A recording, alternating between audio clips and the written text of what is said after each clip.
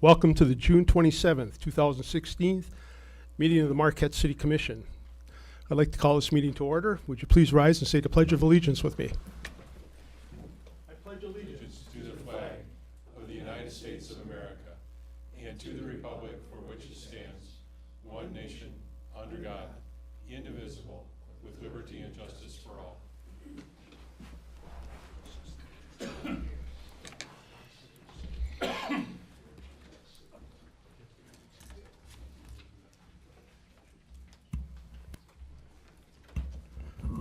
City Clerk, if we could have the roll call, please.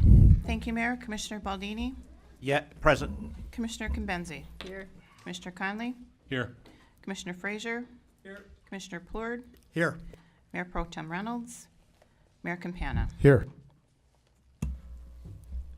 Commissioner Reynolds is not present. Do I have a motion? Commissioner Conley? I move that we excuse Commissioner Reynolds' absence due to illness. Second. Commissioner Plourd? I second. Discussion? Seeing none. All those in favor say yes. Yes. Opposed? Okay, 6-0.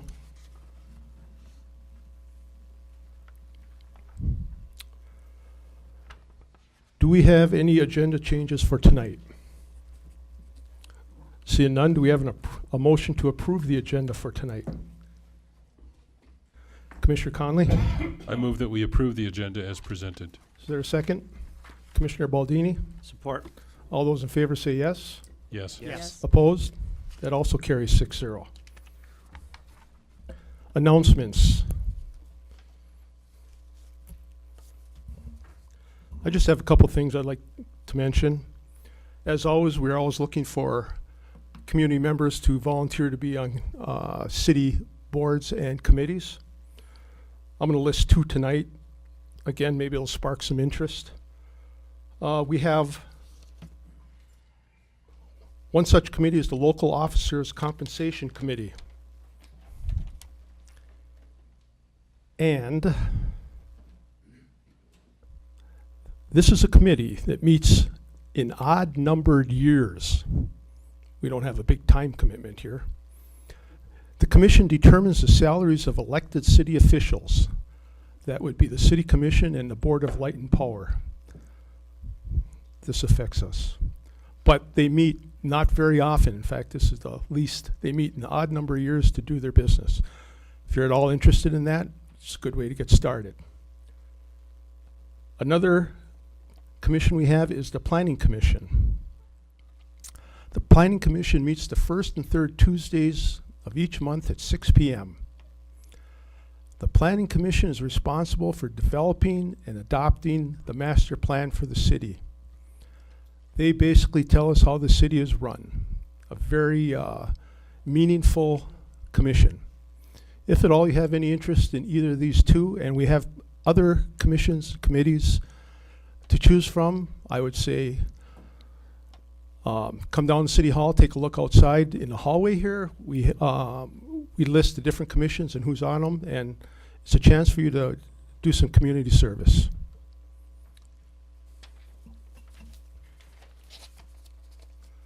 Next, we're going to move to boards. We're going to move to boards and committees. Tonight we have a recognition of an outgoing member. If Rashna Syed could meet me at the podium to my right, please.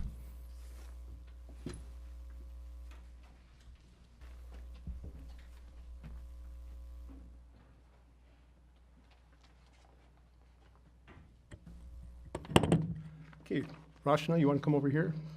Got to get a good spot on TV here.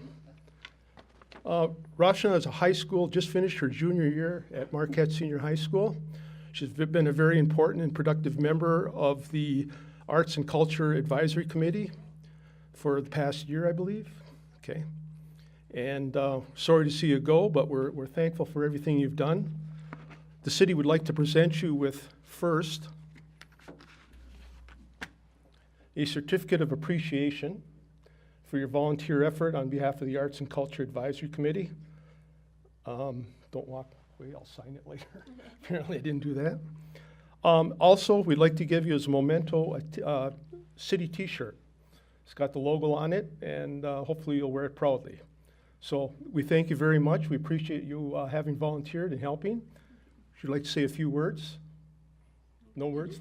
Thank you. We hope to see you back. You've been very good, and maybe we'll get you back on another committee or the same committee, okay? Thank you. Yep. Don't leave without me doing that. I'll send, or leave it here and we'll get it to you. Okay? Thank you. Thank you very much.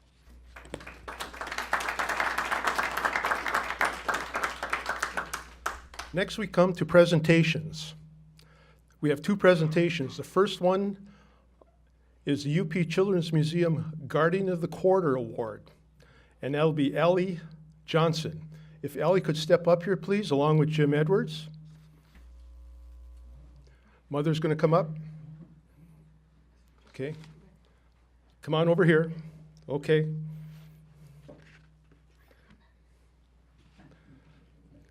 Allie is getting an award tonight for the Guardian of the Quarter for the Marquette Children's Museum. We got all the kids. Let's put them right over here, right in here, so get the angle on them. Okay, I could say a lot, but I think Jim Edwards can probably say more. So Jim, if you could say a few words, please. Give him the chance. Given. It's over 6 years ago that Ali started to volunteer at the museum as an explainer. As you know, we've changed that program into the Guardians of Wow, the World of Wonder. So she ran Thursday nights for us, the second Thursday of each month, and along came Brickley. So then the two of them became a double act, and then along came Daniel. And now Sammy's the fourth of the family to join us. We have 4 of these youngsters in the same family volunteering at the museum, so they make it work. But I really think that we say what skills some of our youngsters have, and you're used to me saying holding animals. We always do that, the reptiles. No, Ali is an all-rounder. Ali can run the place. Ali's one of those youngsters where I feel I could just throw my keys and say, you know, I've got to go. So I fully think she'll be around to run the place in a few years. Thank you. Thank you. And you're going to talk? Yes. Wait, let me give you this. Think what you're going to say. So we'd like to give this certificate to Allie Johnson. It's Youth Leadership Award to Allie Johnson for the UP Children's Museum Outstanding Guardian of the Quarter. Allie, thank you. You've been a good volunteer apparently, and you do a good job, and hopefully you'll continue to do that. Would you like to say a few words? Sure. Thank you. I'd just like to say thank you. I really enjoy spending time at the Children's Museum. I started going there a couple days after school each week, so it's a lot of fun. I enjoy going. Thank you. Allie, thank you very much. Thank you. There you go.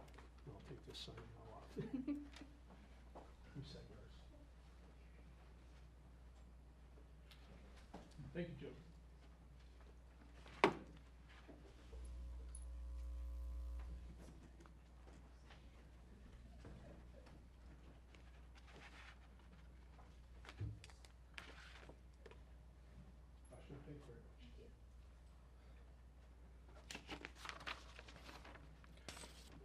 Okay, our next presentation of the night will be the election board by Chair Chris Hazardous, who is also our city clerk. Chris?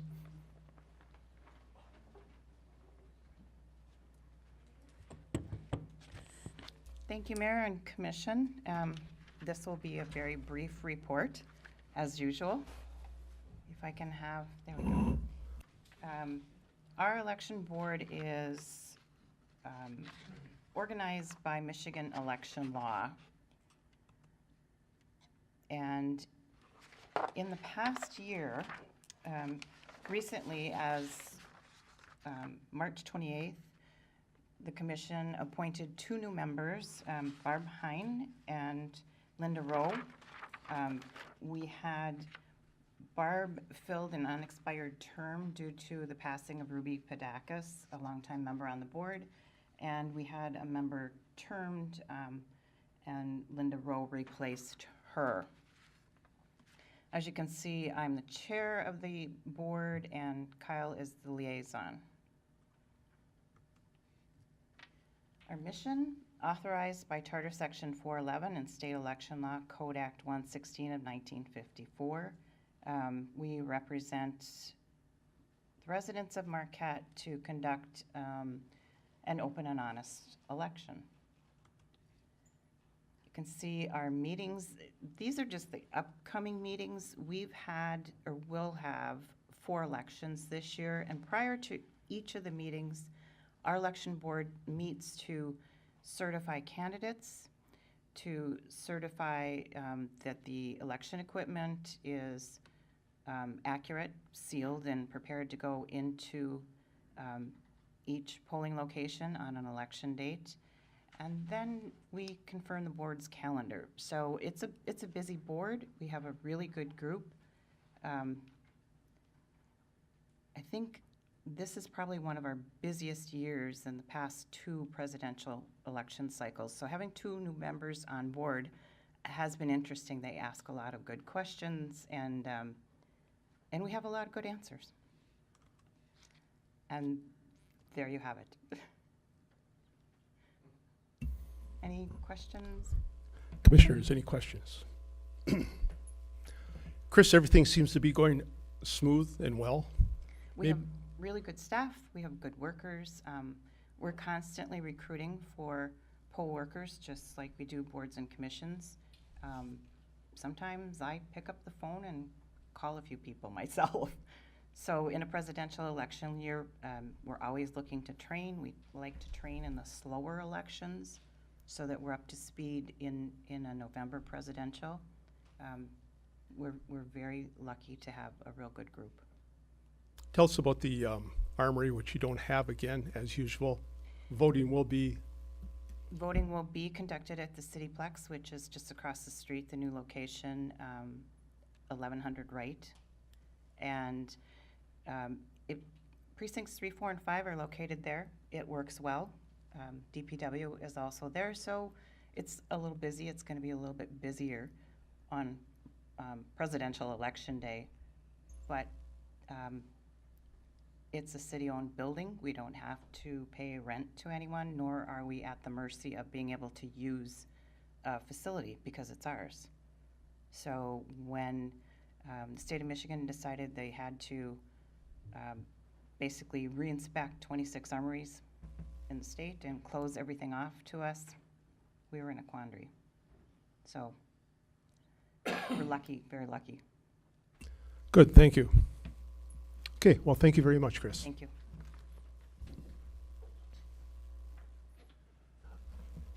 Now we move to public comment. First public comment of the evening.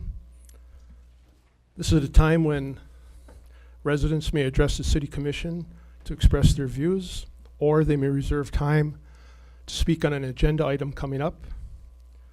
I'm going to open public comment. You have 3 minutes to speak. We need your name, resident address, city, or township. Does anybody wish to address the commission? Okay. Up front, yeah. Mayor and City Commission, my name is Patrick Coleman. I'm the owner of North and 45 LLC, Responsive Urban and Town Planning. I'm here to speak on number 9. My address is 49014 North Grosse Point, Hancock, Michigan. So I'm here to speak on item number 9, and if there are any questions, I'll be glad to answer them at that time. Okay, Pat, thank you. Thank you. Thank you. Anybody else?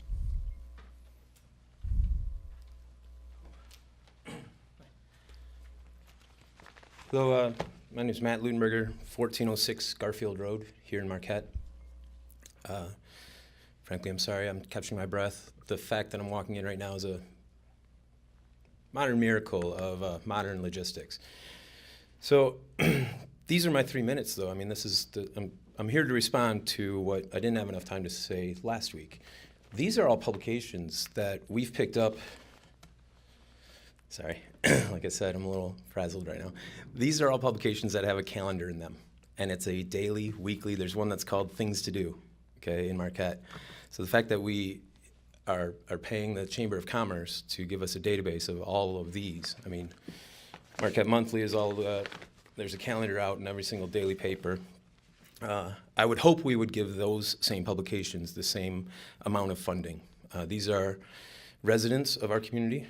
Each one of these probably has 50 people working for him minimum. So think of it that way. This isn't something of a us and them type thing. I'm trying to encourage what we already have. At the same time, I often come up here and sound very critical, and I'm very sorry for that. But I do have to say it's only 3 minutes. I can't really tell you how great my life is in 3 minutes. It's kind of narcissistic. I don't want to do that. I'd rather speak up for others. And that's what brings me to now. Since we haven't had a meeting since Father's Day, I'd like to say thanks to all the fathers out there. And since I'm not from this community, you don't really know who the civics teachers were that I had that I admire, that taught me what to speak up for and how to show the community not just your own self-interest, but speak for those who can't be here to do it for them. Right now, there's a soccer game going on. There's 2 fathers who are coaching. Actually, they're not coaching. They're just on the side, but during the day, it's kids. You coach everybody. They deserve all time in the world to explain to you on all of these different items as well. If it takes them longer than a minute, then great. Here are the folks that taught me about civics. Colonel Donald Dungan, thank you very much, and Captain Douglas Lutenberger. Donald Dungan taught me about looking into matters. Do not accept what's just written, but look into matters and accept what's scientifically figured out. And a lot of group dynamics, a lot of things happen, and he was instrumental in teaching me about what's called an Abilene paradox. It's where you don't want to upset your neighbor, but at the same time, neither of you get what's great for the community. So I'd like to also say thanks to Captain Lutenberger, because he taught me to speak up for others who don't be selfish. This is our representation. I'm trying to remind you that, hey, last week we gave a lot of money to a community that sent it to Silicon Valley. Thank you. Thank you. Anybody else wish to address the commission?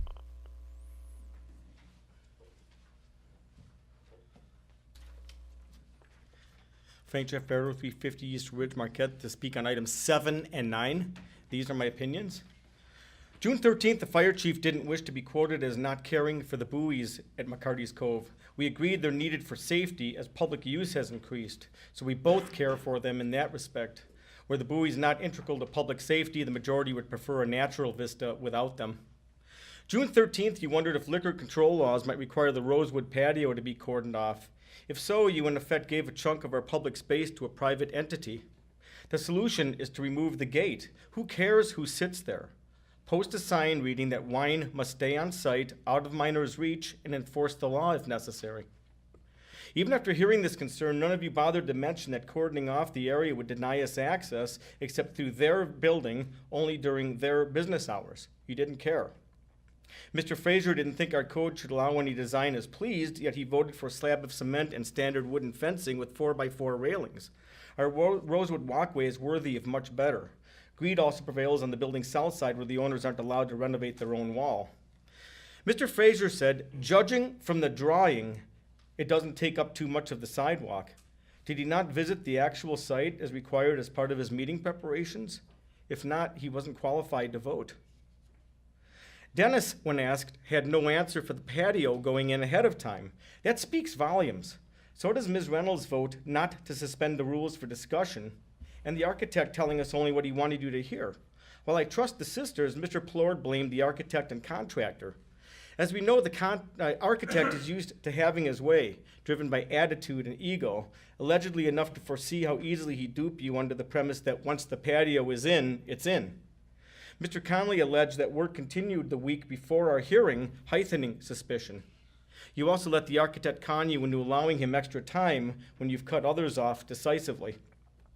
Lastly, a DLP rep lied to my face when he told me the wooded area in the northeast corner wouldn't be destroyed for years, only when an office building might go in. Again, public comment evaporated in the thin air, and another opportunity lost, like putting the Clark Park parking lot east of the boulevard. Who's who dictated again? Not the best land use. September 14, 2015, you were advised to provide an aesthetic transition between the hospital and the east-west corridor. A mini ecosystem thrived there, just barely on their property. Just 10 feet would have provided an adequate buffer. Instead, you slaughtered hundreds of frogs and failed to erect containment fencing at a critical spot where bare dirt meets a former wetland. As with the patio, no oversight whatsoever. Damage done. Public comment meant nothing to you. So don't ask for any respect. Thank you. Anybody else wish to address the commission? Anybody else? Seeing none, we're going to close public comment. We're going to move to the consent agenda. Commissioners, do we have a motion? Commissioner Frazier, I make a motion to approve the consent agenda as written. do we have a second? Commissioner Plord, I second. any discussion? Yes. Seeing none, this is going to be a roll call. Thank you. This will be a roll call vote because there is a resolution. City Clerk? Thank you, Mayor. Commissioner Baldini, Yes. Commissioner Kamenzi, Yes. Commissioner Conley, Yes. Commissioner Frazier, Yes. Commissioner Plord, Yes. Mayor Campana. Yes, passes 6-0. Okay, we move to new business. We have 6 items under new business tonight.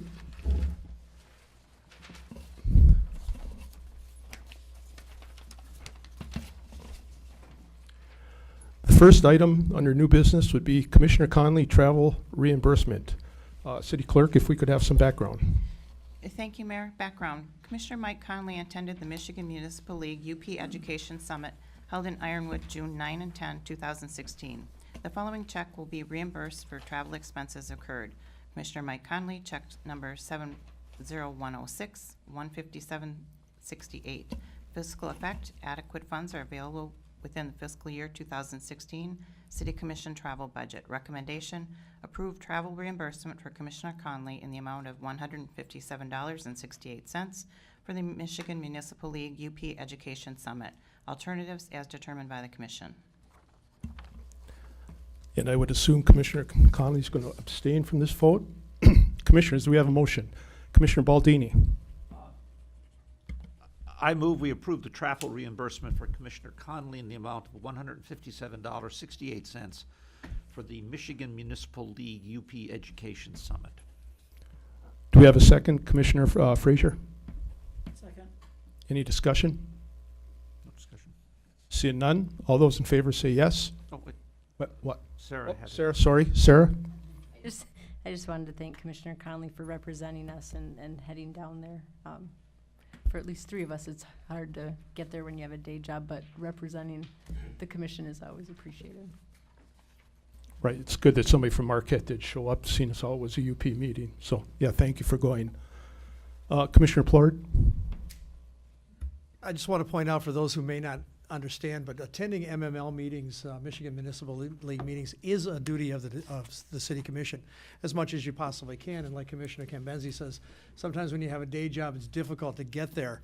And I think overall, as a commission, we do a pretty good job of spreading and filling in when we can, and all of us take part in it. But it is something that we are pretty much required to do. And it's to our advantage as a commission to do that. So I also thank Commissioner Conley for going. Okay, thank you, Commissioner Plord. Anybody else? Okay, we didn't vote yet. Okay, all those in favor, say yes. Yes. Yes. Opposed? Abstain? Abstain. We have, passes 5-0, 1 abstention.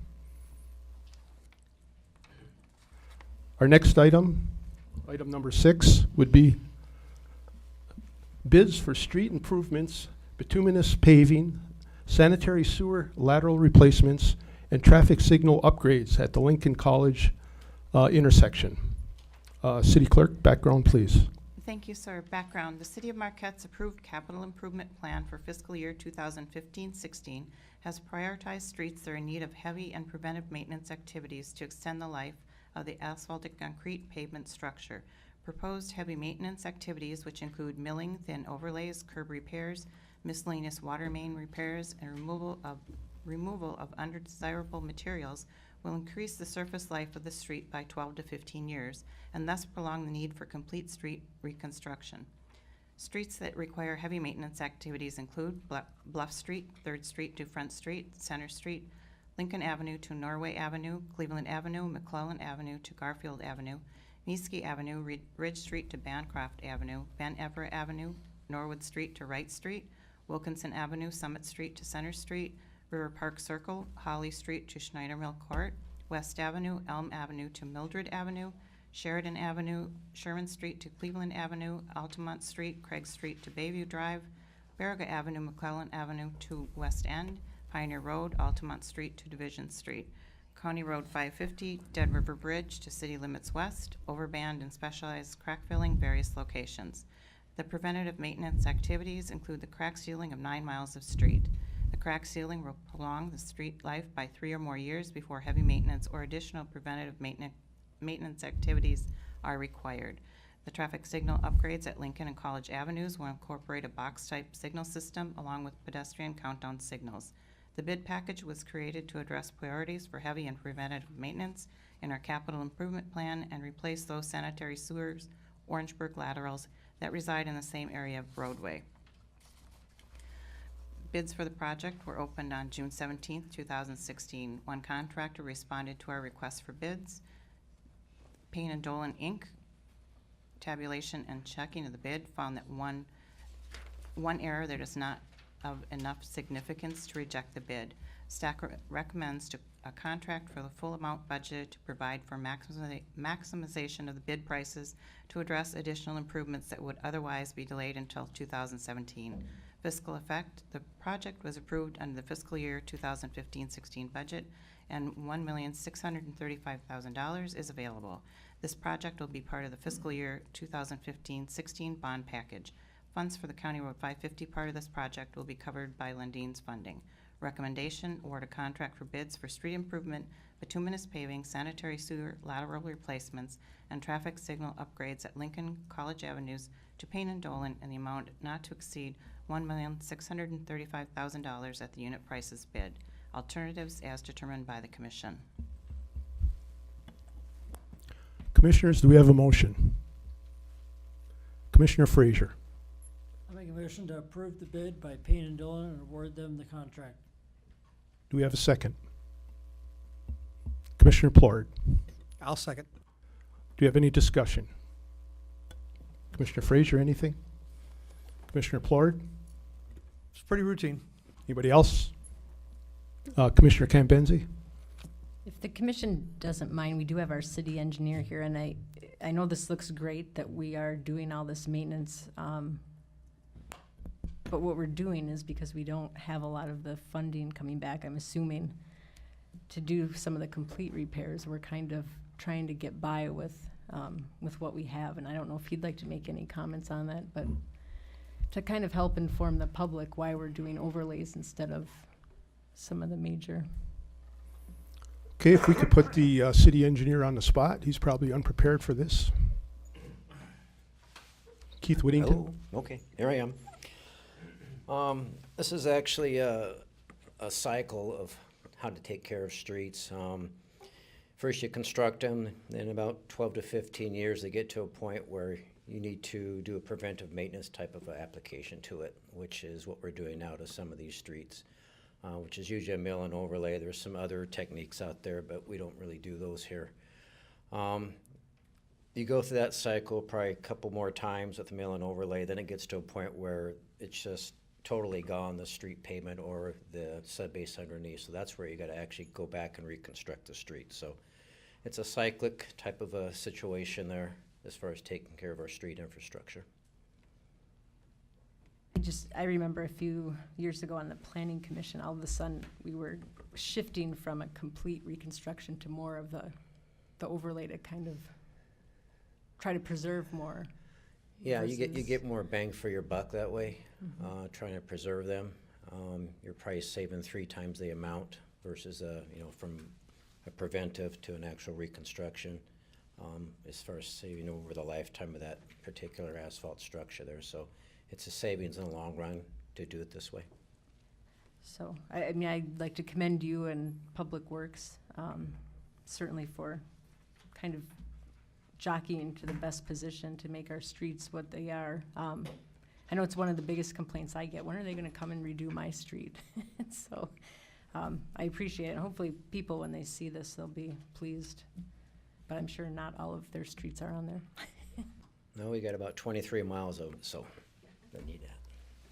Keith, at what point do you do a complete reconstruction? It varies, but usually the life cycle of a normal type of a street is usually 40 to 50 years. So from new construction to where you got to actually construct it again is about 40 to 50 years. So it just depends on the street. That answer your question, or? Yes, Okay. yes. What happens, like when a water line breaks underneath, you dig it up, that's not considered a reconstruction, you're just doing part of the street at that point? You just do a patch in the street, but that does influence the longevity of the street, yes. Okay. I have one more question. We budgeted $1,600,000. The bid came in at $1,485,000, so that leaves us roughly $150,000, which isn't a lot of money in street reconstruction, I assume, but we're going to spend up to the $1,635,000, is that, or $635,000? What does 150 get us? Just It might get us another block of street. Actually, we're looking at, if anybody's gone down Wright Street towards Ontario, anywhere from Industrial Parkway down to Ontario, if you notice, there's a large crack opening up. So we're looking at doing a 4-foot wide mail and overlay to take care of that situation, because it's really a safety issue right now. It's getting so wide. So that's where part of the money will be spent. That's probably about $75,000 right there. okay. Well, good. I'm just, glad we came in under budget and that we have a little extra money to do some extra stuff. And I think everybody waits. The one thing they notice the most and want the most is when are we going to get our streets fixed? And here we have 12 or 13 streets are going to be repaired. And I think that's usually what we do every year, is it not? In that, depending on the money, depending on the projects. Yeah, per our capital improvement plan, we usually try to average about 2 miles, 2.5 miles every year if we can. Okay, good. Thank you very much. Anybody else? Commissioner Conley? If we repair Wright Street, does that money come from Lundin Mining? I guess I'd have to refer that to Gary, but in this case, I don't think it will unless he can somehow get it reimbursed through Lundin's. But right now, there's not enough in the coffer to cover that particular. The money that we're using for Lundin's this year is going to cover the County Road 550 part of this project. Thank you. How much of Lundin's money are we going to be spending this year? Well, for the County Road 550 part of this project, it's about $240,000. Okay. And what we don't spend just rolls over into, we'll spend it at some time. Yes, we will. It's a good policy. Okay. Anybody else? Keith, thank you very much. You're welcome. Any more discussion? Okay. Seeing none, all those in favor, please say yes. Yes. Yes. Opposed? That carries 6-0. Okay, we come to item number 7, which would be the City of Marquette Strategic Plan for fiscal years 2016 through 2018. City Clerk, could you please give us the background? Thank you, Mayor. Background. After several work sessions, the draft strategic plan is attached for consideration by the City Commission. Fiscal effect, none by this action. Recommendation, approve the City of Marquette strategic plan for fiscal years 2016 to 18 and adopt the strategic plan resolution as presented. Alternatives as determined by the Commission. Mr. Verito, you wish to speak to this?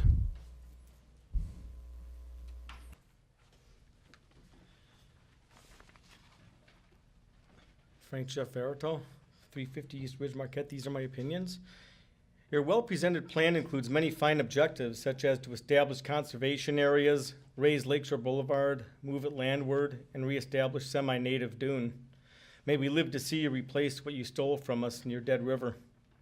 Your plan described us as a municipality which embraces progressive and sustainable growth while making environmentally sound decisions? Apparently, you consider the obliteration of a priceless stretch of dune grass for a parking lot east of the boulevard environmentally sound, as well as DLP's needless excavation of the narrow ecosystems along our east-west trail.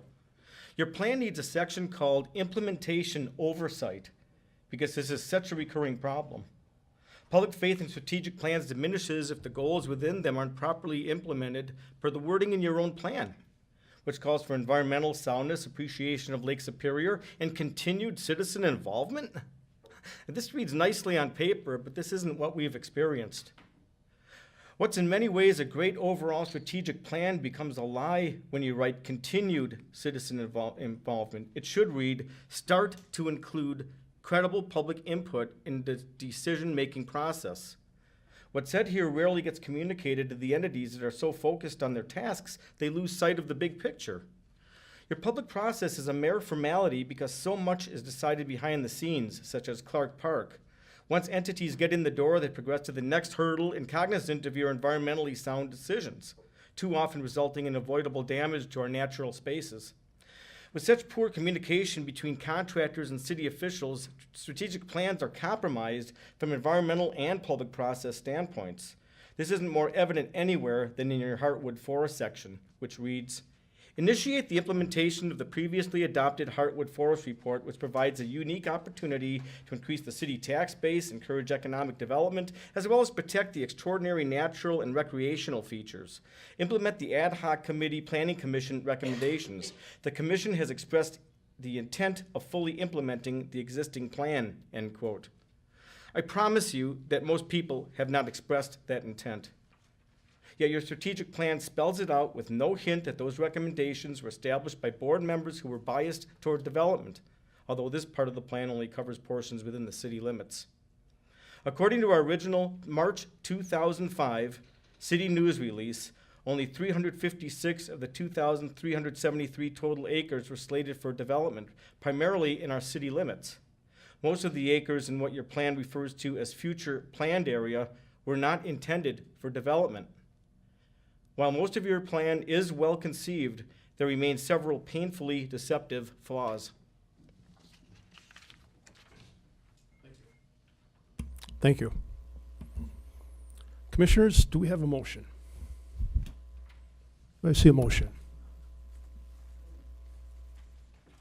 Anybody care to make a motion? Commissioner Conley. I move that we approve the City of Marquette strategic plan for fiscal years 2016 to 2018 and adopt the strategic plan resolution as presented. Do we have a second? Commissioner Baldini. Support. Do we have any discussion? Commissioner Conley?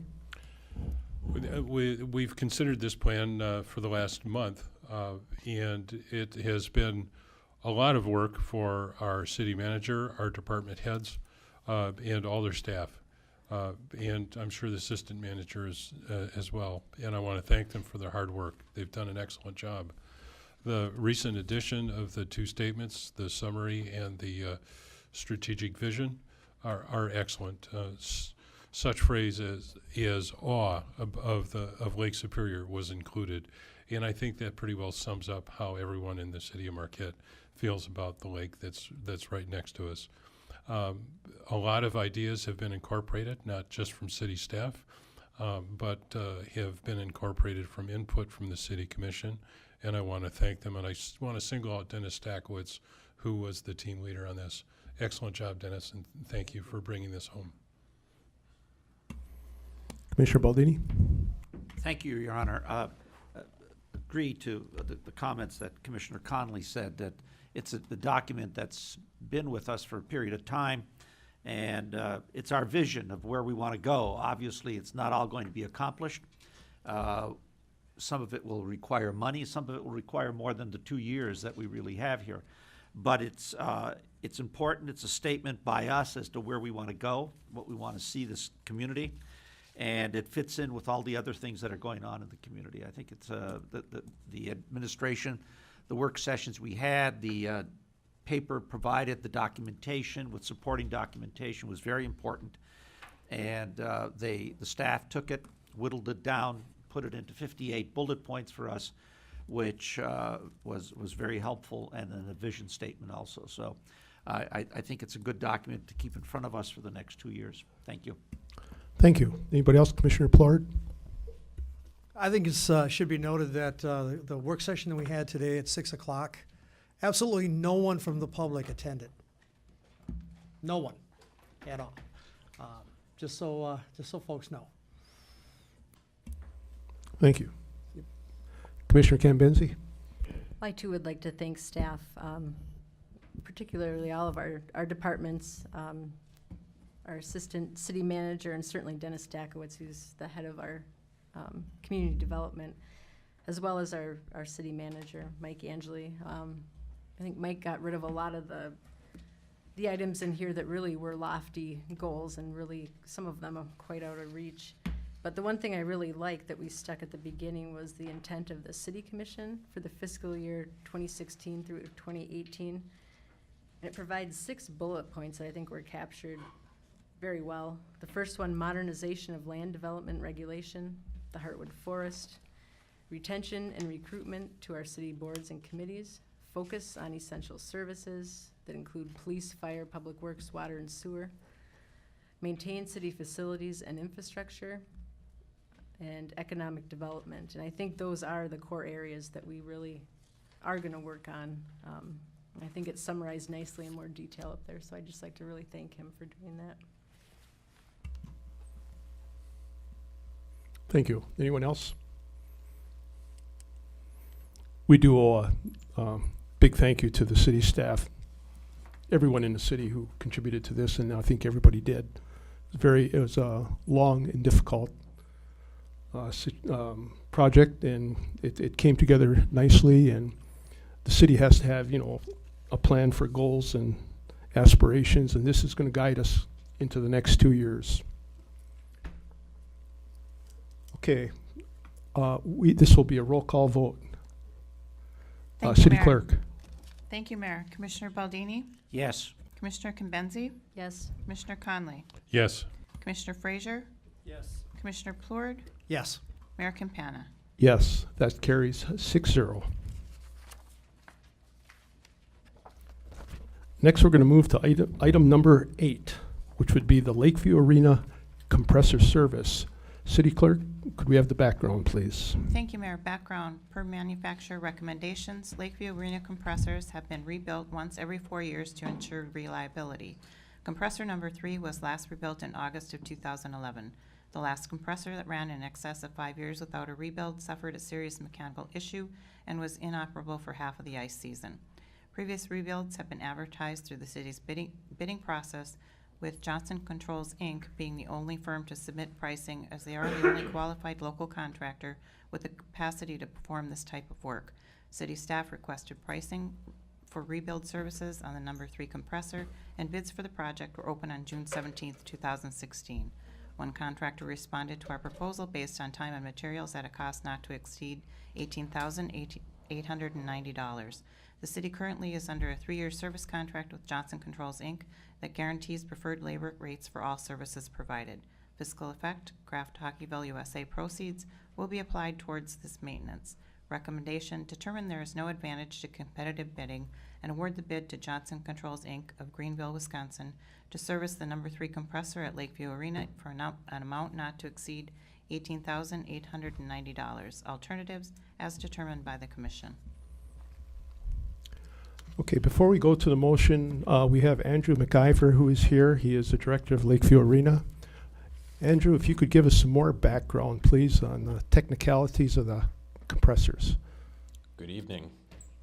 Yes, with the compressors that we have there, we have a certain tonnage that we're looking for operations when it comes to, in specifically the game that we are going to be hosting on October 4th. To give you guys a quick update on Kraft Hockeyville, where we left off with that was, of course, the big victory. Since then, we have been in contact with staff as representative from Mosaic. That has been kind of a back and forth between us with Kraft and the NHL. Since then, we have been more so working with them, kind of developing some plans and forming a committee called the Local Organization Committee. There are a certain group of individuals who are very passionate about the sport and also Lakeview Arena. They also have great skill sets that will be applied to this to make the series of events as well as the game very successful. We are kind of working through a lot of these plans right now, as a lot of these are tentative. We still need to meet some benchmarks and solidify some plans, as again we are waiting on confirmations from the NHL.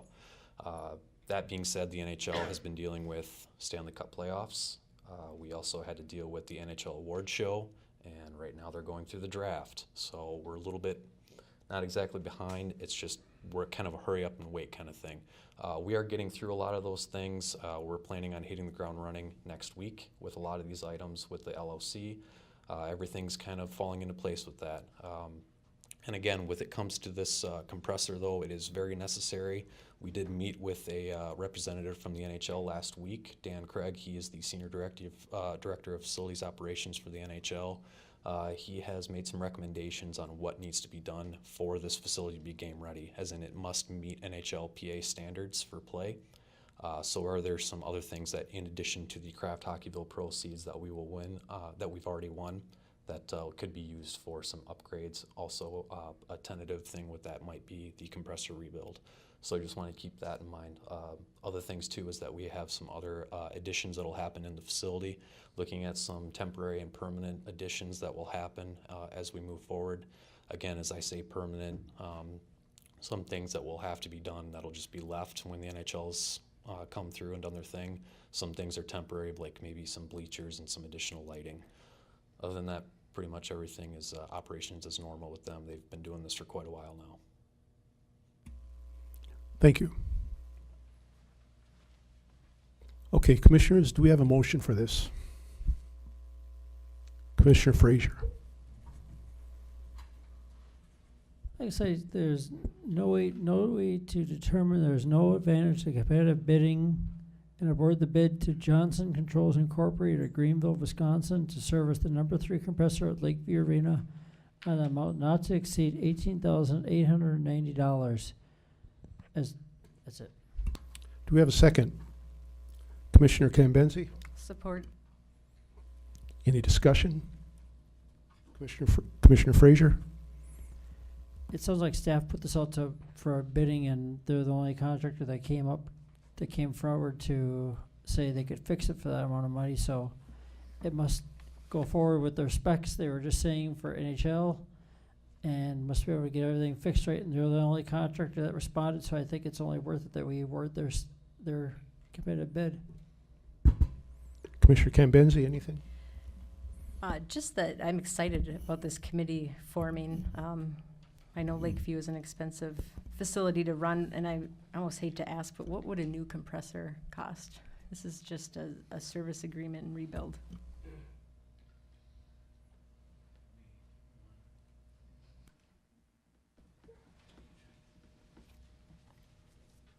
A new compressor is obviously a very large capital investment. You actually have multiple components. Without getting too technical into this, basically you have to think about your refrigerator. There's a pump in there that runs to keep things cold in there. It's got to keep that moving. You have to replace that pump to keep Lakeview running. Those compressors are pretty much the heart and soul, and we're talking it could be anywhere between $10,000 to $20,000. We have currently 1982 compressors from some of the research that I've done. They're very simple. They're almost like a car engine, so that's why they have to be rebuilt. There's a lot of moving parts. Also, just in the fact that they are a little bit older, they do require some special parts. So there are some better options, some more economic options when it comes to energy usage. Again, that's also being worked on by Johnson Controls. We're kind of working with Public Works on some of that information. But when it comes to the overall cost, it's a little bit more than just the compressor itself too, that you probably would have to evaluate the condensers and the evaporators as well. But again, I don't want to get too technical in here. Okay, the public schools, we're replacing all of our boilers, and it's amazing the energy savings we're getting, even though it's $400 or $400,000 a building. The energy savings are, sometimes up to 50%. So, just wondering.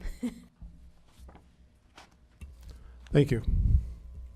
We're kind of a tight situation that we can't be without a compressor, so it's not a lot of choice. Okay, all those in favor, we have more. Commissioner Plord, please. Thank you, Your Honor. Andrew, can I borrow you again, please? I just have a couple questions, just to refresh my memory, and perhaps some of the people that may be looking in. Is the ice sheet gone from Lakeview Arena now? Yes, we do not have the capability to run summer ice. Another thing that gets a little technical with that, we do not have subfloor heating. No subfloor Okay. heating, we can then get, the floor can heave and even possibly crack. When that happens, we have a major issue. When is the ice sheet going to go back up for service? We start in mid-September. We turn the compressors on and we let them chill for about a week, and then we do about a week straight of ice building.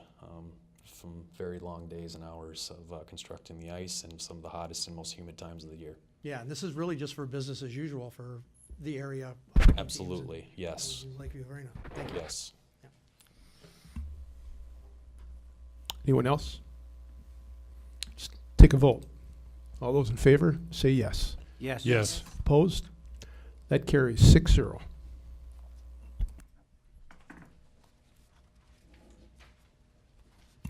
Next, we move to item number 9.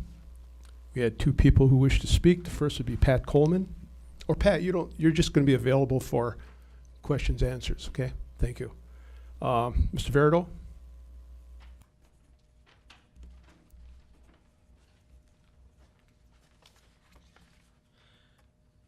Did you read the background information? You know what? We didn't, did we? Let's do that. Our next item would be the Recreation Trail Master Plan. City Clerk, background. Thank you, Mayor. Background.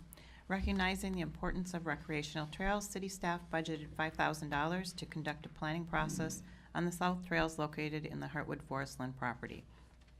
The plan will define the city's role in supporting the non-motorized and motorized trail systems, trail partners, and future community trail needs to accomplish the city's broader goals as defined in Community and Partners Plan, which include, but not limited to, the Nokomis Trail Network, Single Track Strategic Plan, Heartwood Forest Land Plan, Comprehensive Master Plan, and 5-year Recreation Plan. Through a community planning process, long-term priorities supporting all trail interests in some of the following areas: emergency response, mapping of existing infrastructure, motorized and non-motorized, define future trailheads, 5-year recreation plan, define all infrastructure constructed on trail system, including elevated platforms, bridges, erosion controls, ride-over ramps and jumps, identify trail density based upon community input and industry standards, define annual maintenance protocol with approval process, define decommissioning process, define areas to be preserved without impact, define mixed-use compatibility, motorized, e-motorized, and non-motorized. Staff advertised a request for proposal on May 20th, 2016. There was one proposal submitted, North of 45 LLC. After reviewing the proposal, staff believes the proposal meets the minimum standards defined in the request for proposal. North of 45 LLC proposal includes a lump sum fee of $5,000. Fiscal effect: the community service budget included $5,000 in the fiscal year 2015-16 budget. Recommendation: approve the proposal from North of 45 LLC to conduct a community planning process resulting in a trail master plan, and direct the city attorney to develop a professional service agreement with the scope of work as outlined in the proposal. Alternatives as determined by the commission. Now, Mr. Verito. Frank Jeff Verdo, 350 East Ridge, Marquette. These are my opinions. Here's another case where something reads great on paper and where you may have a tendency to focus so much on a project, in this case being the importance of recreation trails, that we lose sight of the larger picture. We're trying to avoid having the Heartwood Tract over-trailed. You're reminded to provide solitude in portions of the tract away from trails. This was the original intent behind designating only 356 acres for development within the entire 2,373 acres. Plenty of trails already exist on the tract. In areas where resource damage isn't likely, use existing trails rather than blazing new ones. If more are deemed necessary, you're asked to provide them near what you refer to as the future planned area, acres which are also critical to providing a buffer for the interior of Heartwood. Decommission trails in areas that are already adequately trailed. Keep all signage and man-made ramps and jumps near access points where they won't detract from the natural scenery within the interior. Ones within the tract can be made out of natural materials to look natural. We have the luxury of examining many cities that over their histories purchased preserves similar to Heartwood and grew over the decades to the point that these preserves are no longer on the edge of town. Homes now surround them, built close to the perimeters. The result is no place to meditate away from a trail or the site of development. While we still can be proactive and visionary ones, buffer the proposed trails from the Heartwood perimeters. Look ahead to the day when you'll be honored for having the foresight to preserve enough of the Heartwood tract to provide a stunning trail network and places to meditate once urban sprawl and forest fragmentation have taken their tolls on the surrounding acreage. Thank you.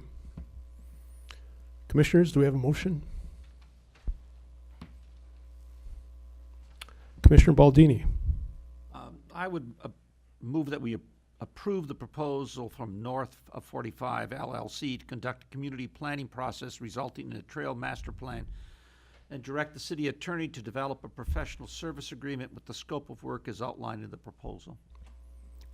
Thank you. Do we have a second, Commissioner Conley? Second. Discussion? Commissioner Baldini, any? I'm glad to see we're doing this. I did have one concern. It's a lot of work for $5,000, so I appreciate that. But it will be good to see the report and to see what we can do in there. It's been something that's been sort of here on the commission's table, and this will help us arrive at some answers. Thank you. Commissioner Conley?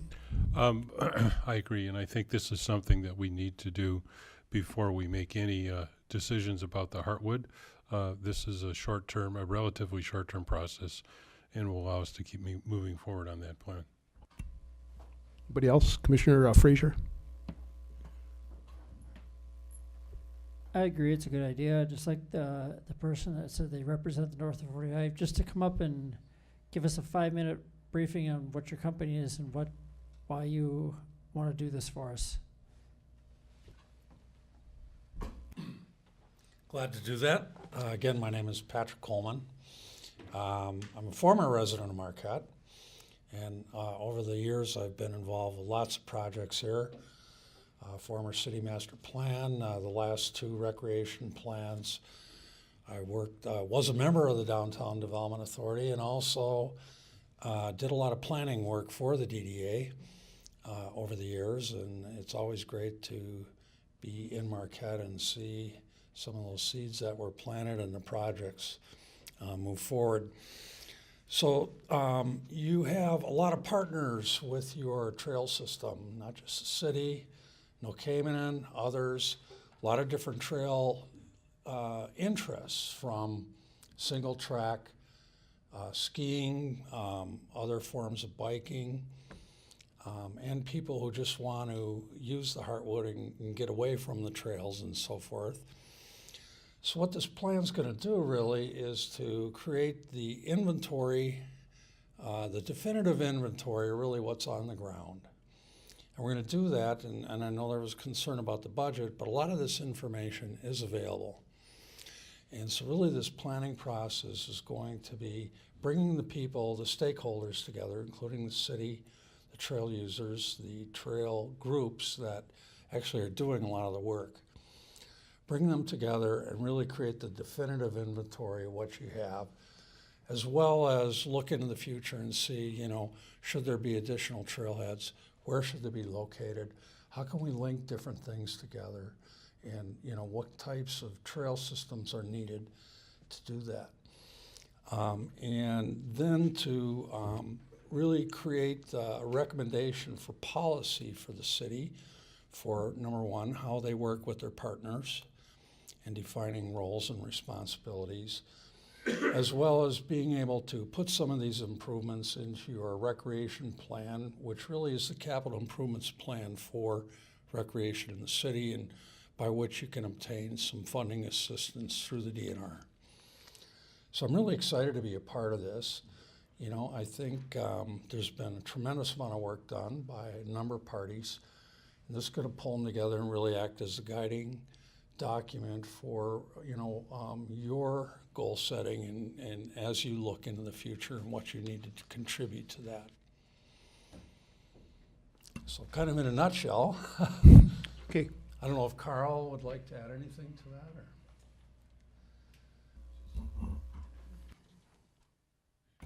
No, I think Mr. Coleman did a nice job in doing an overview. I think the some of the important parts of this plan is really trying to look at all the work that's already been done, trying to layer that data, and identify what is needed, and of course what's there.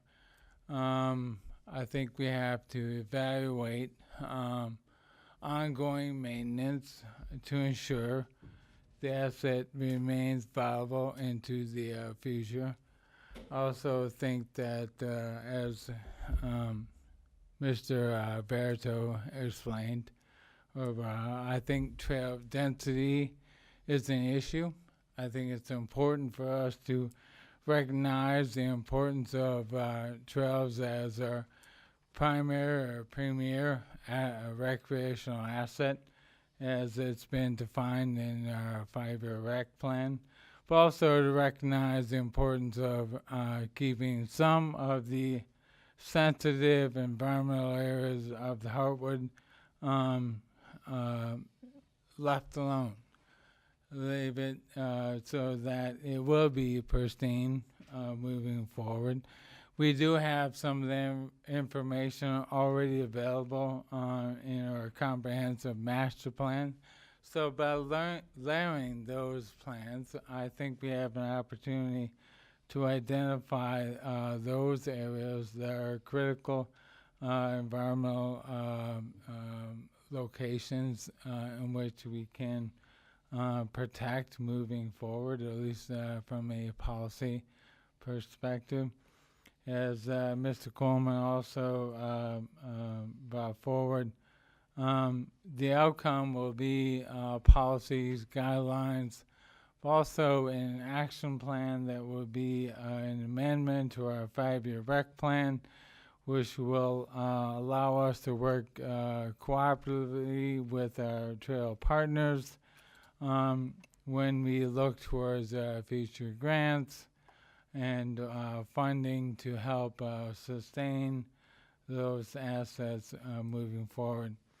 This is really our first step towards that. I think it's an extremely important move, and very fortunate to have Mr. Coleman as a partner in this process. As he has indicated, he has been involved in several community master planning efforts with the City of Marquette, including the past 2 5-year rec plans. So we hope the Commission sees this as a positive process moving forward for the community. Thank you.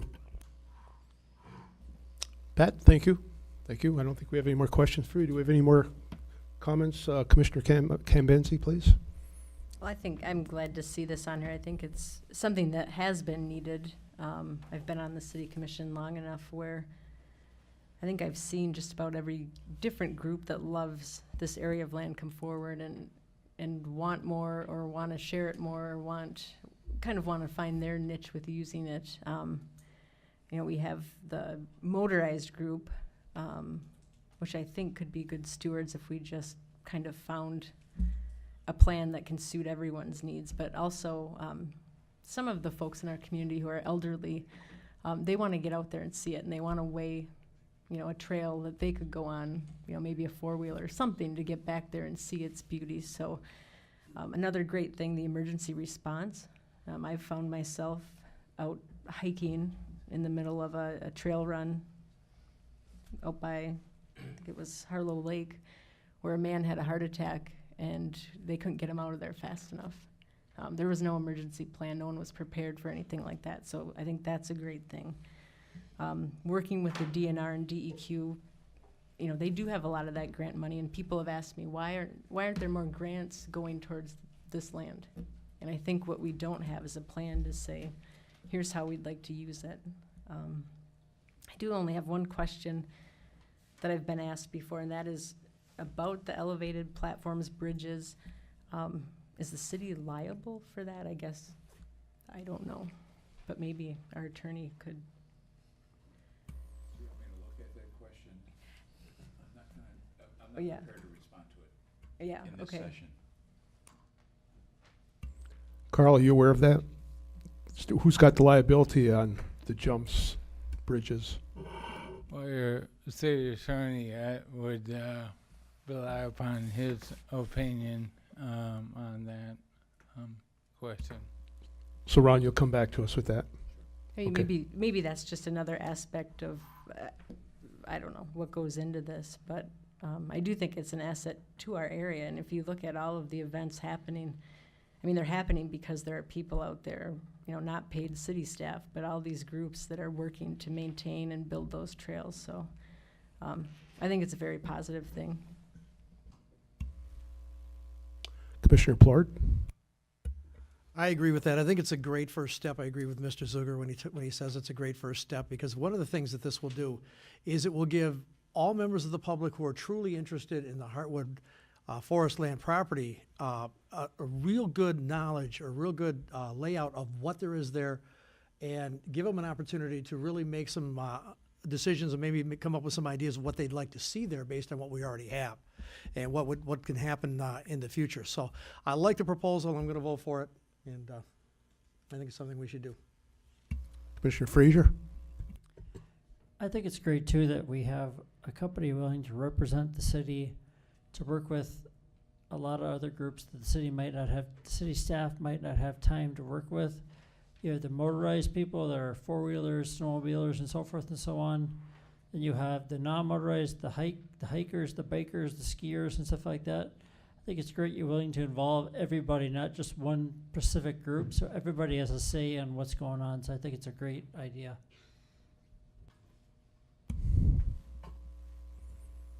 Okay. I also think that this trail master plan is a necessary first step. We can actually start utilizing the Heartwood to its fullest, so I will be in support of it. Any other comments? Seeing none, we'll vote. All those in favor, say yes. Yes. Yes. Opposed? Passes 6-0. Okay, our last item under new business is a lobbyist update. Going to be given to us by Commissioner Tom Baldini, who is on the selection committee. We don't have any background on this. We're just going to let him read it, and we're not voting on it. We're just going to, it's a presentation more or less. Okay, Tom? Thank you, Your Honor. Pursuant to the Commission's interest in obtaining the services of a lobbying firm, the City of Marquette, the city manager issued an RFP that was distributed in January of this year to firms in Lansing. And Susan Bohard took the lead in the project and prepared this for us. The submission deadline for the firms was February 2nd. To the committee then of the manager, Susan, Gary, Ron Keefe, the attorney, and two commissioners, myself and Mr. Frazier, were designated to evaluate the responses. And this group evaluated the applications, narrowed the group, conducted the interviews, and finalized the two that we have coming here on Thursday. We received 13 applications. We narrowed it down to 5, of which we then put together a matrix for each one of us, did our own matrix sort of thing to look at different things that we were interested in. It took some time to evaluate the applications, and especially the process of setting up interviews. We interviewed 5 firms individually by Skype, asking the same questions of each group of the question system pages that we had developed, affording them the same amount of time and the opportunity to respond to the same questions. You've all been provided with a list of those questions, and we asked the 2 finalists to submit their answers in writing for our review and for this week's interview, and you've all received copies of that.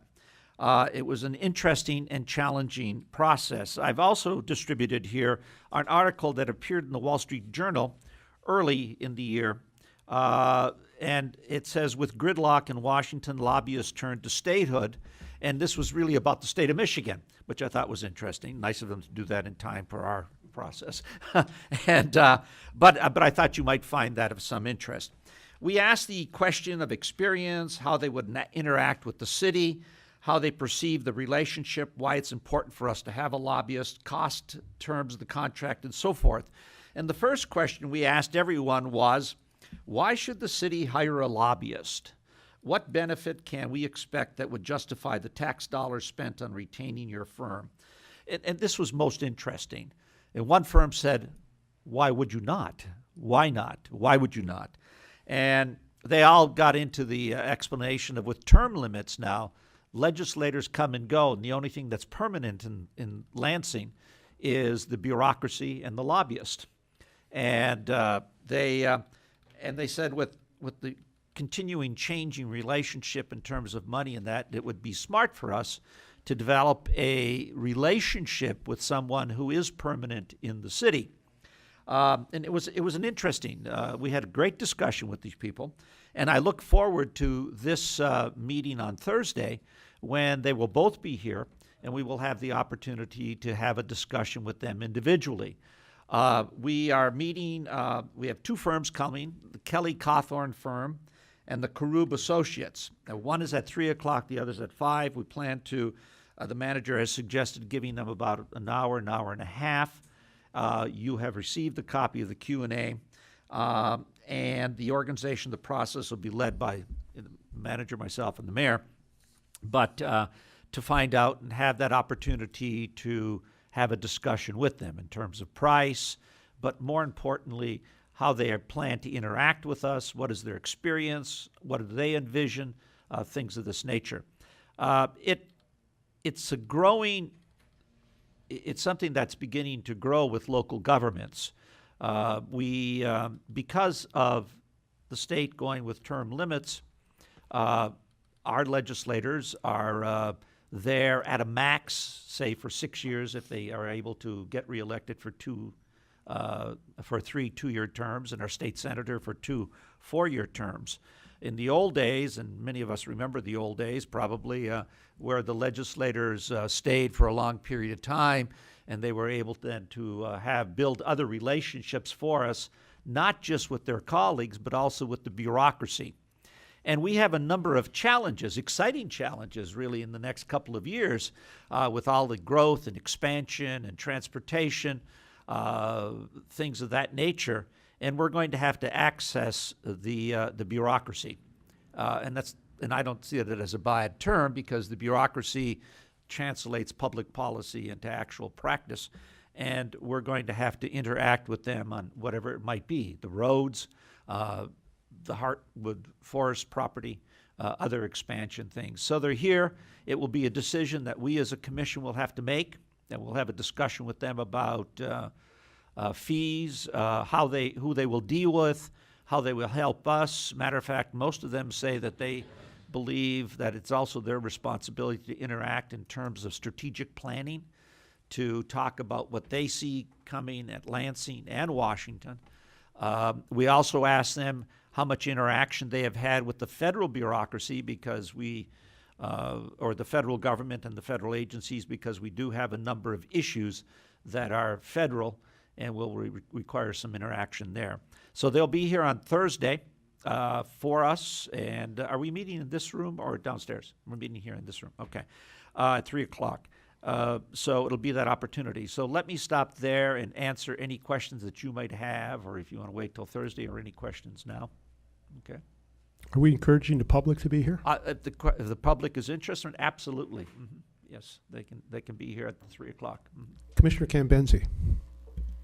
Well, I just have a few comments, and I'll leave them as comments after reading through what the two firms kind of provided. And I think the thing that stuck out to me most when we asked, what could they provide us? I think one of the answers was, well, what is your list of what you want? So they almost threw the question back at us, and that has been one of my number one things that I said before we think about this. What is our list of things we need that either A, we aren't working with the county, or B, our staff isn't down in Lansing already, whether it's once a month or whatever. Dennis Stakowitz goes down to Lansing very often to meet with people and rally for us. And then I started looking at our state budget. This year, there's a projected $382 million shortfall out of the state general budget and the school aid fund. Every year, over 90% of our state budget is earmarked. Roads, in terms of Act 51 money, is formulated. It goes by population, and it goes by the number of miles of roads and streets we have. So we're looking at less than 10%, and this year, there's a huge budget shortfall. Now let's throw in the Detroit public schools that are failing, over $600 million to restructure that. Flint, the city where major industry deserted it, enormous tax breaks were given to the car industry, huge failing infrastructure. Over 30 million at least is going to that. You know, so I look at an article like this and I think it's so sad that this is what Michigan's become, because we've limited ourselves with the tax reforms. The Headley Amendment, over 90 billion less in taxes we've collected since 1978. Proposal A, with our school aid funding, billions. So that extra 10%, I see that going to our schools that are failing, and I see it going to our cities that we just can't get enough revenue sharing. So when we look at a lobbyist, I don't know what they're going to be able to do to us. Yes, term limits. They're horrible because those connections, those relationships aren't made. It's not that lobbyists are bad, but I think they've been able to help with specific tasks, and I'd like us to only utilize them when we have a task list. I think the community needs us to have that list so that they're not looking at this as us just putting more money towards Lansing. I really think we, before we go any further after the interviews, need to come up with our list. And when we look at that list, I think we need to be realistic about whether or not this lobbyist can get us that money. Because this is the picture. This is what we're looking at, and it's not good until we make some huge structural fixes. So going into this, I'm leery for those reasons. The money's not there to really go after and lobby, and that's because of what's happening in our state. Thank you. Anybody else? Commissioner Plard? Earlier in the meeting, I made a comment that it's commissioners' duty to attend Michigan Municipal League meetings. And one of the things that we learned in the March meeting is Michigan is the only state in the union that has a negative balance going from Lansing to the cities. So what Commissioner Cambenzi is saying is absolutely true. And I agree with having a list of tasks or maybe a dream list of what we want us lobbyists to accomplish for us. But I think that has to be fluid because sometimes things happen that we don't get any notice about. The dark store issue, for example, kind of hit us, kind of blindsided us. And that's one of the biggest problems we have about being short of revenue. And that needs to change. Now, how does that change? Well, our representative, John Kivala, just did a lot of things in Congress, spearheaded a lot of things for us in the state legislature, and that helped a lot.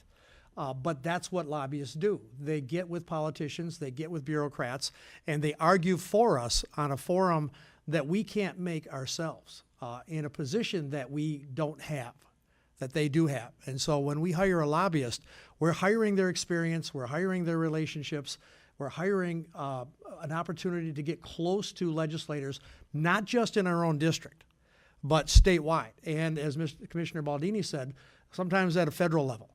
Those are the people who are the professionals. And is it true that we definitely need more revenue to complete the things we want to do in the city of Marquette? Absolutely. It's absolutely true. It's going to be an issue for a long time to come, and I don't think anybody sees an end to it in the near future. So any kind of weapon, if you want to call it that, or any kind of trump card that we have that we can play to help ourselves and help the whole area, I think it's something we need to use. So that's a background, a little bit of background of what I see a lobbyist to be about. Thank you. Anybody else? Commissioner Baldini. I think the state is, we rank 50th. I think Commissioner Conley and has indicated he has come back from a couple of the conferences in terms of revenue sharing. That probably reinforces the argument why we probably need a lobbyist, because we have to fight for fewer and fewer dollars and argue. The thing that a lobbyist brings to a community, to an organization, to a business, is they build a relationship. They get to know you, and they get to know what your needs and your other long-term programs are. We adopted a strategic plan today. Whoever we hire, if we hire somebody, they get that strategic plan. They're going to meet with Dennis, and they're going to meet with the city manager, and they're going to review that. What is it? Much what happens, and having had some experience with that, is things go to committees. They get rewritten in committees. You want somebody there, and your legislator is not always on that committee. And plus, with the turnover in legislators these days because of term limits, the people's choice, the people who are permanent. I mean, I remember when we voted on term limits, the articles written saying this is, people think they're going to take control of Lansing. They really turn control over to bureaucracy and eventually to lobbyists. We may not like it. Okay, there's a lot about government we don't like, but that doesn't mean because we don't like what's going on should mean therefore we're not going to adopt the position on a lobbyist firm. And that's a decision we're going to have to make. But we do have these two firms coming on Thursday.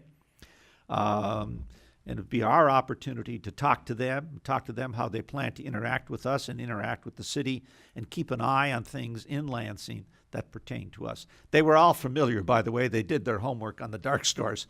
But it would have been interesting if we had a lobbyist early on to sort of catch that, what we might have seen. So, but we'll see on Thursday. But thank you for your time. Thank you. Commissioner Cambenzi? Just one last comment. I believe the county does pay a lobbyist a minimal amount each month. And one thing I've said is that I think we should reach out to our neighbors and to the county to see if we don't have a list, why are we not trying to kind of be a cohesive group?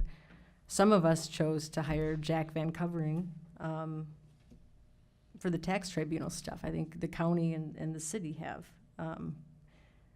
But it's because we had something, we had a goal, we had a problem. I think unless we have a reason to do this, I think we should look to our partners first, see if we can act more regionally, if we want someone just to kind of watch for things down there. I think this is really gonna irk a lot of people in our community because we're going into this not really knowing what we want out of it other than more money. And so I think we need to really do our homework and be specific. Yes, we don't know everything they can do for us, but I think we need to have some big things to support why we would do this. I think it's just crucial. We're not a county, we're a city. Commissioner Baldini? I feel I must respond to that. We just adopted a strategic plan tonight. Those are our goals. So I think we do have a plan to give the lobbyists to help us. And that's what it's about. And if we say we're going to hire a lobbyist, we have a crisis, let's go get a lobbyist. We did. We hired an attorney when the whole power issue came up.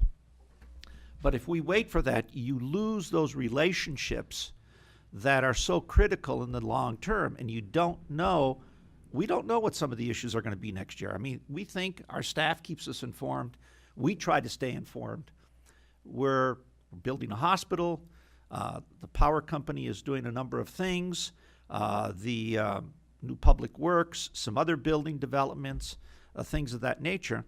And we think they're on the right track. We think the staff is keeping us there. But other times things come in and twist us and say, we didn't think it was going to go that way. So you start building a relationship with people. And I think we have a number of exciting issues and challenges. And I think we should start doing that. If, sure, you can do it with everybody else, then you don't have your lobbyist. You have somebody representing everybody else. So I think we should have this discussion also on Thursday with those people. So, Commissioner Conley? I'd like to amplify a couple of things that Commissioner Baldini said. As I understand the legislative process, a lot of this gets done at the committee level. And as excellent as our representative and state senator are, and in fact the entire UP team is, they can't be at every committee meeting.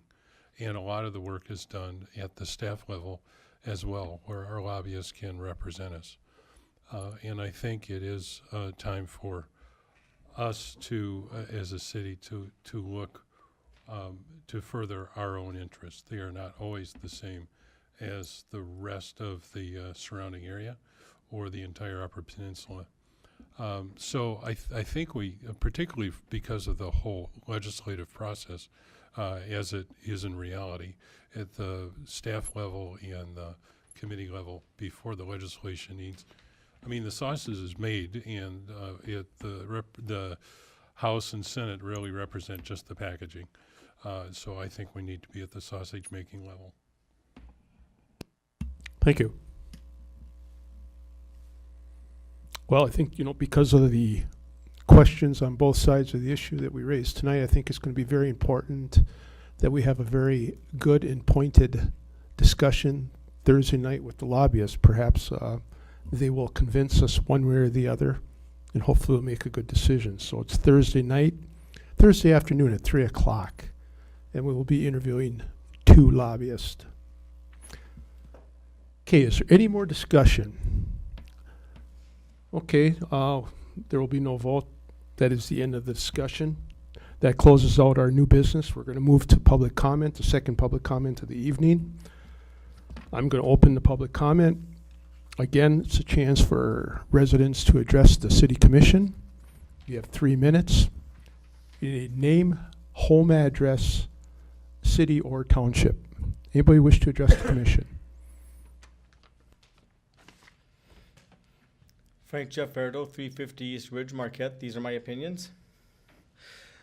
July 8, 2013, members are told, an oddity is your mandate to terminate the meetings by 10 o'clock unless motions are made and votes are taken to extend the meeting.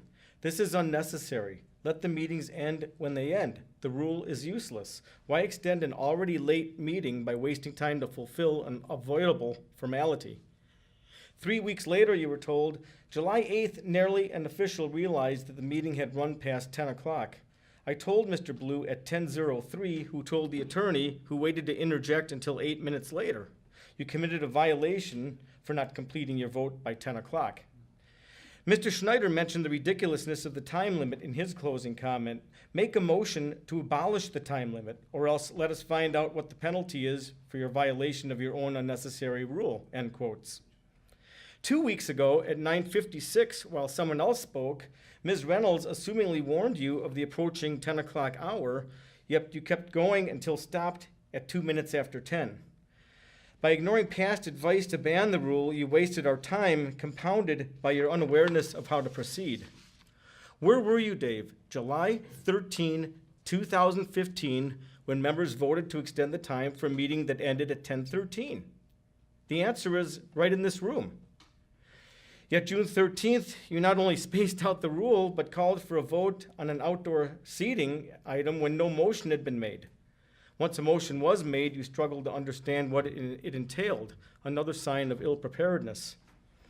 You're into your 3rd year, Dave, and your 7th month in charge. You're all required to have digested the rules and the charter before taking a seat on this board. So long as members were so steadfast in keeping the silly rule, you're required to have completed your vote prior to 10 o'clock. We've amassed many examples of not knowing the rules, of not absorbing the discourse, causing excessive damage at Clark Park and the hospital site, and lending preferential treatment to one of your good old boys. You let that architect walk all over you, and by doing so, you let him walk over all of us. That's unfair to people whom you've cut off. September 14, 2015, you heard me say of DLP, a future medical building is shown at the parcel's northeast corner.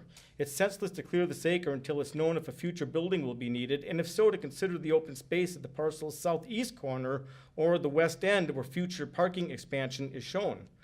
Place equal emphasis on buffering their campus from the north and east. If they and you choose to ignore these comments, please at least consider the Planning Commission standards in your supplement for this item, number 1 being the preservation of open space. You ignored every last word, resulting in the needless slaughter of many hundreds of frogs and yet more lost wetland. Anybody else wish to address the commission?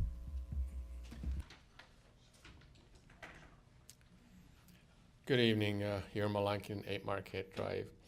I had the distinct pleasure of traveling a couple other Say Marquette. Marquette. Thank you.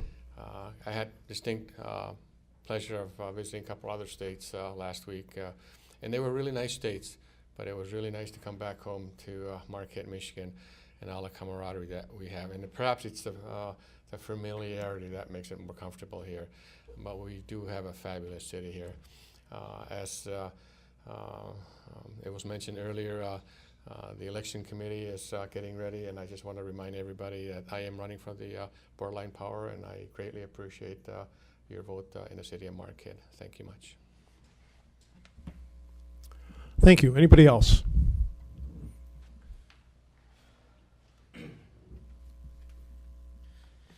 Thanks. Matt Lutenberger, 1406 Garfield Road here in Marquette. Now that I've calmed down a little bit for my trip, I can put a few things together. When I was discussing the calendar issue earlier, I want to point out that you guys had the Smart Zone representative speaking at the exact same time as the Marquette Chamber of Commerce representative.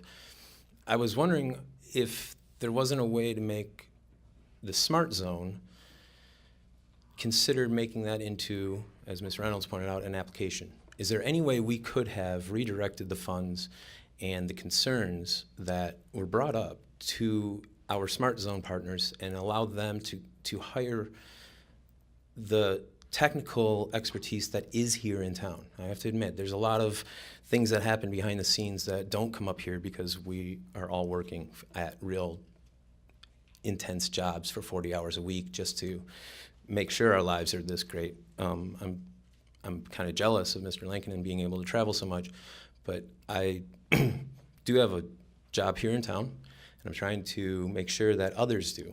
And in doing so, that means I can't come to meetings at 3 o'clock on Thursday and ask you about a lobbyist.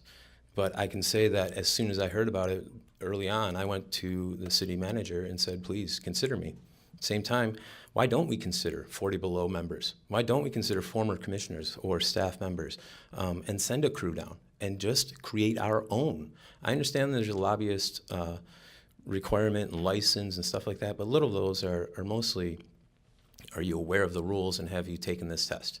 Which can be done pretty simply, but consider that. Like, I'm trying to remind us that when our trail report comes back and says, hey, we want to tell you how to run your trails, we were told that once.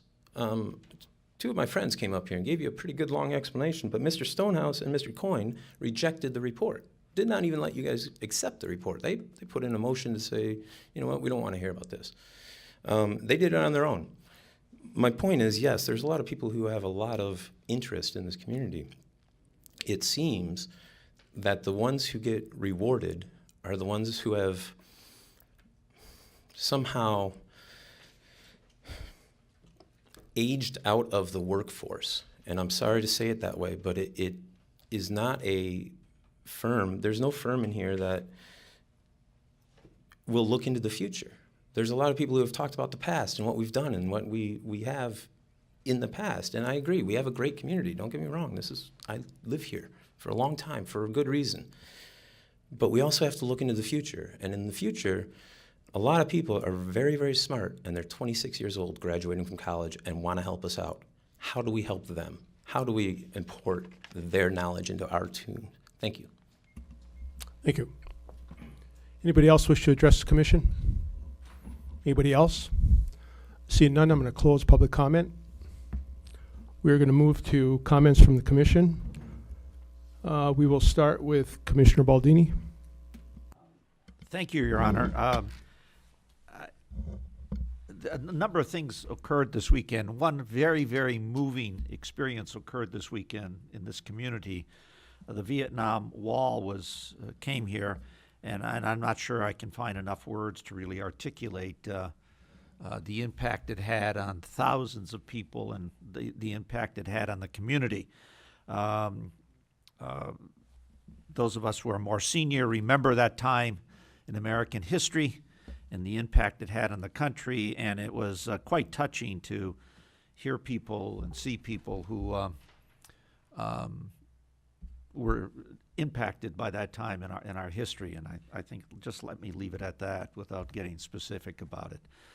A couple other things occurred in this town this weekend. Rotary celebrated its 100th birthday, and they brought in the international president for Rotary from Sri Lanka. I went Saturday morning and participated in helping to bag 100,000 meals, which was quite an interesting process that they had organized. They put it together. It was really quite efficient and effective, and I thought what a great thing it would have been if we had a bunch of high school students there. And there were a number of them, but if they did it actually in the school. So they celebrated their 100th birthday at that time. Let me talk about the other thing, which I get boring talking about people. It's the 4th of July. It's coming. Summer's coming, the 4th of July, which kicks it off. And as we all know, it is the greatest 4th in the North. Begins on Saturday with the Exchange Club opening up Matson Park and holding activities Saturday, Sunday, and Monday.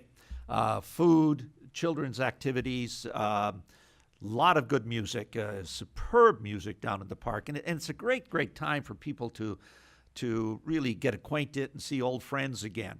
So that's going to be going on for 2.5 days. The parade begins on Monday at 2 o'clock. They all line up at the corner, and they seem to always organize themselves. So the parade is going to be at that time, starting at 2 o'clock on Monday.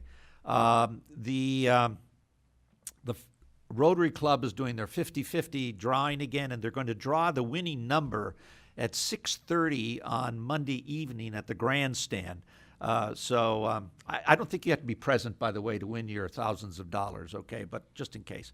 And then the fireworks are going to be that evening at dusk. And I looked at the weather, and I get on the weather and watch that, and there's a 10% chance of rain. So let's hope, as those things are going. The interesting thing is we will start setting up. The fireworks are probably going to arrive here at some point this week. The fire department takes care of them, stores them someplace. We start with the Army. They bring in the pontoons to put them into the lake on Saturday. The barrels come, the sand, and the pyrotechnic people start getting organized. The decision as to whether the fireworks are going to go or not go is made by the chief of the fire department. I thought that was a nice thing for us to pass that buck.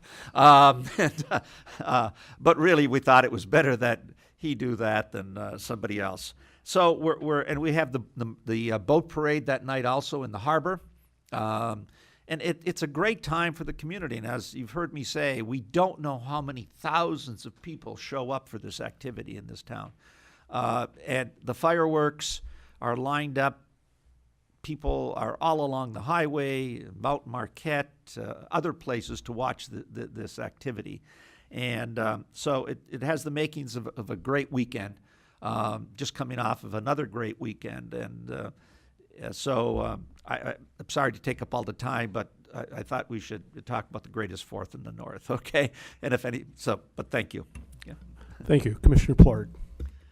You don't have to know me very well to know that I can be pretty boring sometimes too. So I'm going to take up where Commissioner Baldini left off and let you know that contributions to that can be made anytime for this year and for next year. A check has to be written right away in August for next year's celebration. And when we talk about the greatest 4th in the North, I think it's from the equator on up, to be honest with you. It's a fabulous party. It's just a great time all around. And I really urge people to contribute to the committee so that this can continue. And as Mr. Baldini said, a lot of people are going to enjoy it. It's going to be fantastic. One other thing I want to say, our police officers and our firefighters work so hard all the time, and they're going to be working very, very hard this weekend coming up. So I urge you to, say hello to a police officer, say hello to a firefighter, and don't do anything wrong where they have to overwork, because you know what to do and what not to do. I know what to do and what not to do, and I'll be a leader in that. I will have adult beverages on the weekend, and I will not be on the road at all. I will get a designated driver, or I will be a designated driver. And I urge you to be a designated driver if it's your turn. Keep us all safe. And give the police officers a break, because they're going to be working hard. Commissioner Conley. Well, it was an eventful week. I first of all would like to thank those who brought the traveling Vietnam Wall to us. It gave us a chance to honor those who gave their lives in service of our country. It also gave us a chance to honor and celebrate with the veterans, not just of Vietnam, but of all our conflicts, and honor their service, and thank you for that. I want to thank Tina Harris and the Arts and Culture Center for bringing us Art Week last week, and particularly the Art Stroll. This was the second year it was put on, and it was better this year than it was last. Of course, it's growing. I think next year it'll be even better with the addition of the community calendar and a widespread awareness of it. I think everyone had a lot of fun. I think one thing that we can do on a city commission is this fall or this winter, when we all said we were going to review the food truck ordinance a year after we passed it, maybe allow food trucks to participate more fully in special events like that.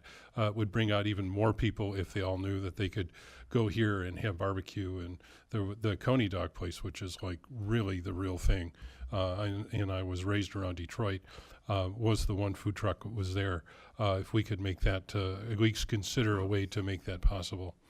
I'd also like to thank the Nokeman and Trail Network for putting out the Marquette Trail Fest. I was able to volunteer and help out with that. It brought in I was at the registration table, so I knew there were a lot of people who came in from out of town for this event, and enjoyed our trail system and all that our city has to offer. Gosh, it was hot riding those bikes. I wasn't riding the bike, but they looked pretty hot. But I want to thank the NTN for putting this event on, as they do many events throughout the year. Just some of the few things that are happening were happening in our community and making this a better place to live. Thank you. Commissioner Cambenzi? Well, I too would like to thank the Marquette, I think it's the Marquette County Veterans Alliance that brought the traveling wall here. I was not born yet during the Vietnam War, but certainly watching people find those that they knew, connect with people, it was a very moving and very powerful thing, and I'm really glad our community got to experience that. I'd like to thank Rashna Syed she was our high school student who served on our Arts and Culture Committee. It'd be great to get more high school students to be not necessarily members of the committee, but they kind of serve as advisories to the committee. Great experience for them. There's one thing happening in the UP right now I'm sure most of us are aware of, but the SSR payments are coming due for We Energies. And this is a significant burden, not only on our ratepayers close to Marquette, but especially in those outlying areas where when we divide up what it has cost to keep the We plant open in Marquette, it's really going to hit some of these ratepayers. And with every difficult opportunity, with every difficult situation comes opportunity. And I really hope that this kind of pushes us to look at energy independence and what else can we be doing to position ourselves not to be beholden not only to a power plant, but certainly one owned by an out-of-state company. I'd like to thank Commissioner Baldini for all he's done for the 4th of July. Certainly the committee that's gotten behind that, our police and fire departments. We wouldn't have that without those community members really going out there and raising money.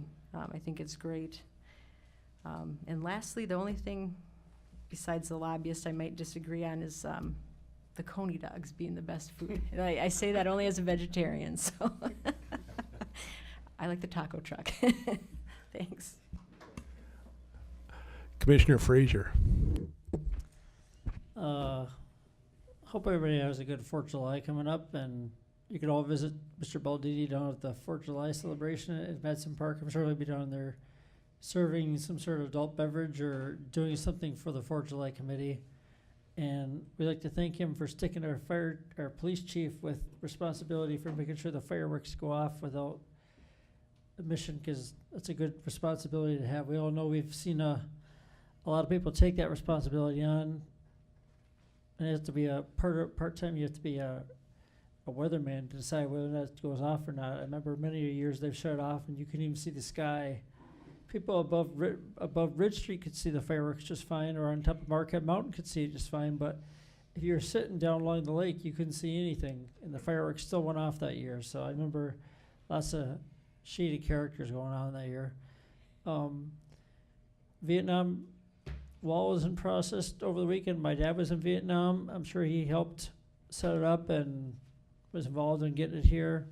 He'll also be in charge of the boat show, which I thought Tom might leave out, but he was happy to mention the boat parade, which is open to whoever has a boat can join the boat parade, whether you're decorated or not, can jump in the boat parade and rev your engine, honk your horn, do whatever you can to entertain the people sitting at Tom's show down there at Matson Park. I got a chance to visit two big counties that are big on tourism. One was Door County a couple weeks ago, and they have a great area. Of course, they're, unlike us trying to push for the city, they push for all the cities in their county. And just amazing me how much money they have for just based in small towns, a small amount of people. The facilities they have for their marinas and everything else is just crazy how much money Wisconsin gives them. And I wish Michigan would give us that much money, but needless to say, it's whatever. And the other one was Mackinac Island this weekend. Another great place. We got a chance to board a ferry to go over there, and there was a bunch of people with a ton of bikes, which was just crazy. That many bikes going over to the island, which is a great place. And two communities that do a great job involving tourism and have something for tourists to do. That's one thing, my wife and I and a couple of the commissioners have talked about this.